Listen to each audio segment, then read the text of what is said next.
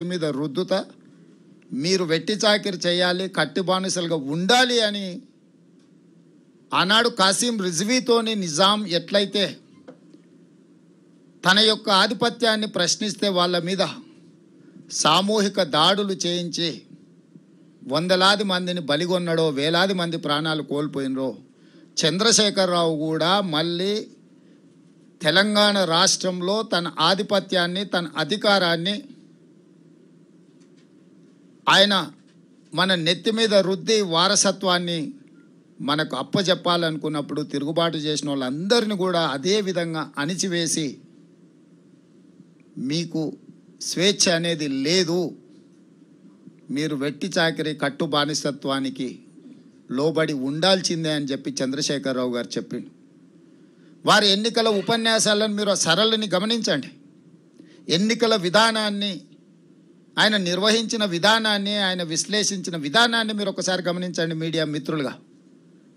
ప్రతిసారి నేను కాళేశ్వరం కట్టినా, దళిత బంధు ఇచ్చినా, రైతు బంధు ఇచ్చినా, కళ్యాణ లక్ష్మి తెచ్చినా, షాదీ ముబారక్ పంచిపెట్టినా, సచివాలయం కట్టినా, ప్రగతి భవన్ కట్టినా, ఇలాంటి వాటిని చూపించి మీరు ఎలాంటి నిరసన కార్యక్రమాలు చేయడానికి వీల్లేదు, ప్రజల హక్కు కోసం ఏర్పాటు చేసిన ధర్నా చౌక్ నుంచి బంద్ పెడితే వారు ఎవరికి దర్శనం ఇచ్చేవాడు కాదు, ఏ సమస్యలు వినేవాడు కాదు, ఏ విజ్ఞప్తులను తీసుకునేవాడు కాదు.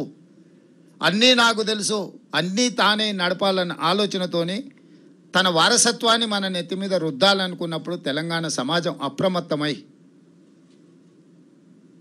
అన్ని పక్షాలు ఏకమై ఆనాటి సాయుధ రైతాంగ పోరాటాన్ని స్ఫూర్తిగా తీసుకొని ప్రజాస్వామిక వ్యవస్థలో ప్రజాస్వామికబద్ధంగా జరిగిన ఎన్నికలలో మార్పు కావాలి, కాంగ్రెస్ రావాలి అన్న ఆలోచనతోని డిసెంబర్ 3, 2023 నాడు తీర్పు ఇవ్వడంతో 75 సంవత్సరాల తర్వాత మళ్ళీ అంతే ప్రాధాన్యతతో కూడుకున్న తీర్పు, ఈ ప్రాంత ప్రజలకు స్వేచ్ఛ మళ్ళీ ప్రజలే తెచ్చుకున్నారు.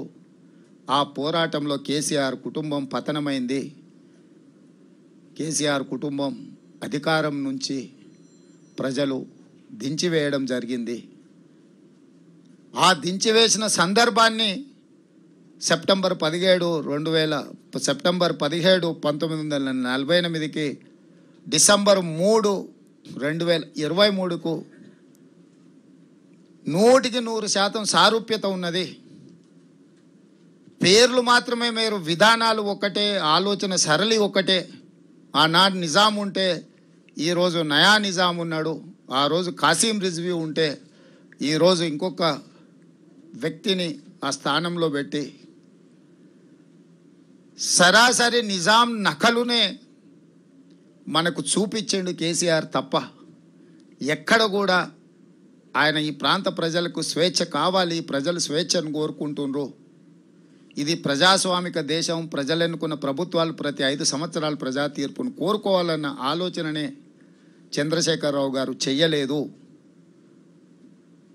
ఆ విధానాలను ప్రజలు తిరస్కరించి ప్రజాపాలన, ప్రజాప్రభుత్వాన్ని డిసెంబర్ 3 నాడు తెలంగాణ ప్రజలు ఏర్పాటు చేసుకున్నారు. డిసెంబర్ 7 నాడు మేము బాధ్యత చేపట్టిన ఎల్బీ స్టేడియంలో. డిసెంబర్ 7 నుంచి మార్చి 17 వరకు 100 రోజులు పూర్తి చేసుకున్న సందర్భంలో ఇక్కడనే గతంలో మళ్ళీ అధికారం వస్తుందని చెప్పిన రోజు విన్న వాళ్ళు ఉన్నారు, నమ్మని వాళ్ళు ఉన్నారు. విన్న వాళ్ళను, నమ్మని వాళ్ళను అందరిని కూడా మళ్ళీ ఒకసారి కలవాలి. ఈ 100 రోజుల్లో మా పరిపాలన పట్ల మీ యొక్క ఆలోచన, మీ యొక్క విశ్లేషణ, మా భవిష్యత్ కార్యాచరణకు అవసరమైన ప్రణాళికను మీతో కలిసి మాట్లాడి మాది ఎంత గొప్ప ప్రభుత్వం అంటే ధర్నా చౌకే వద్దు, నిరసనలు అనేటివి ఉండనే వద్దు అన్నోళ్ళను కూడా ధర్నా చౌక్లో ధర్నాలు చేసుకోవడానికి స్వేచ్ఛగా అనుమతి ఇచ్చినామంటే మా ప్రభుత్వంలో ఎంత స్వేచ్ఛ ఉందో అదొక ఉదాహరణ చాలు అని నేను అనుకుంటున్నా. అందుకే ఈరోజు మిత్రులారా 100 రోజుల పరిపాలనలో 3 విభాగాలుగా నేను విశ్లేషించదలుచుకున్నాను.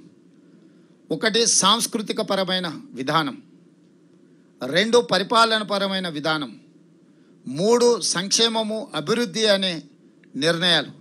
సాంస్కృతిక పరంగా ఏ ప్రాంతమైనా, ఏ ప్రజలైనా, ఏ జాతి అయినా సహజ సిద్ధంగా వారసత్వంగా సంక్రమించిన సంస్కృతిని వదిలేసుకున్న, ఆ సంస్కృతి మీద ఇతరులు దాడులు చేసిన ఈరోజు దేశంలోనే కానీ ప్రపంచంలో ఆధిపత్యం చెలాయించేవాడు మొట్టమొదట సంస్కృతి మీద దాడి చేస్తాడు.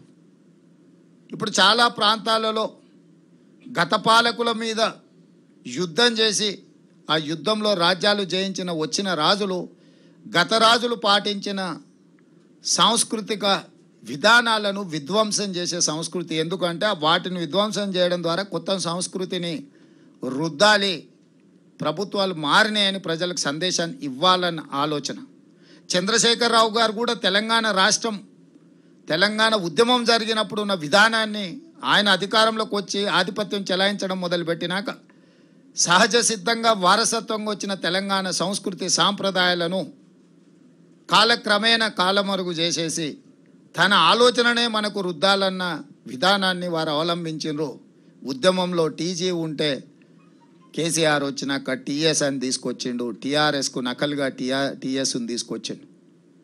తెలంగాణ తల్లి అని అంటే ఆయన కుటుంబ సభ్యురాలాగానే ఉండాలి, తెలంగాణ నిజమైన తల్లిలాగా కాదు. తెలంగాణ తల్లి అంటే వాళ్ళ కుటుంబమే అన్న విధానాన్ని పోల్చిండు. తెలంగాణ ఉద్యమంలో ప్రజలు పాడుకున్న జయ జయ హే తెలంగాణ తెలంగాణ రాష్ట్రం ఏర్పడ్డ తర్వాత నిషేధానికి గురైంది. ఆ కవులు కళాకారులను ఎవరిని కూడా గుర్తించే ప్రయత్నం కూడా చేయలేదు. తెలంగాణ రాష్ట్రం ఏర్పడ్డ తర్వాత అధికారిక చిహ్నంలో ఉద్యమ స్ఫూర్తి ఉంటుంది, త్యాగాల పోరాటాల విధానాలు ఉంటాయని అందరూ భావించారు.